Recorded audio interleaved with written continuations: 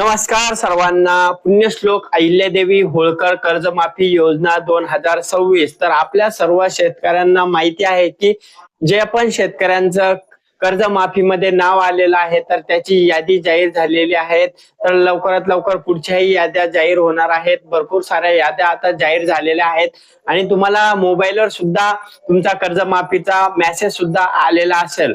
तर आता जे शेतकऱ्यांना मेसेज आलेला आहे किंवा तुमचा आधार क्रमांक टाकून तुम्ही आपल्या सरकार केंद्रावर गेल्यानंतर तुमचा आधार क्रमांक टाकून सुद्धा तुमचं कर्जमाफीमध्ये नाव आहेत का, तुम्ही कर्जमाफी योजनेत पात्र आहात का, तुम्ही चेक करू शकता। जर तुम्ही कर्जमाफी योजनेमध्ये पात्र असाल तर तुम्हाला लवकरात लवकर जवळच्या सीएससी सेंटर मध्ये आपले सरकार केंद्रामध्ये जाऊन तुमचं आधार प्रमाणीकरण म्हणजेच तुमचं ई-केवायसी करून घ्यायचे आहेत। ई-केवायसी केल्यानंतरच तुमचं आधार जे आहे तर ती केवायसी झाल्यानंतरच तुम्हाला जे तुमचं कर्जमाफी आहे तर ती तुम्हाला भेटणार आहे। जर तुम्हाला कर्जमाफीमध्ये तुमचं नाव आलेलं असेल तर लवकरात लवकर तुमचं आधार कार्ड घेऊन आपल्या सरकार केंद्राला भेट द्यायची आहे आणि तुमचं आधार प्रमाणीकरण ई-केवायसी करून घ्या, जेणेकरून तुमची कर्जमाफी तुम्हाला भेटेल।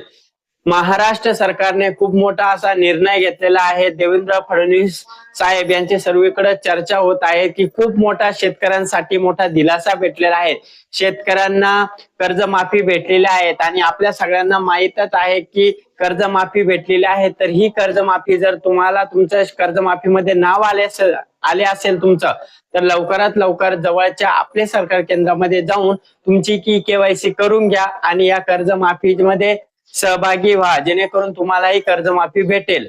तर अशा पद्धतीने वेगवेगळ्या शासनाच्या येणाऱ्या योजनांची आपण वेळोवेळी माहिती तुमच्यापर्यंत घेऊन येत असतो। त्याच्यामुळे आपल्या चॅनलला आता सबस्क्राईब करून ठेवा। हा व्हिडिओ जास्तीत जास्त शेतकऱ्यांना शेअर करायला विसरू नका आणि तुम्हाला जर व्हिडिओ आवडला असेल तर लाईक आणि फॉलो करा।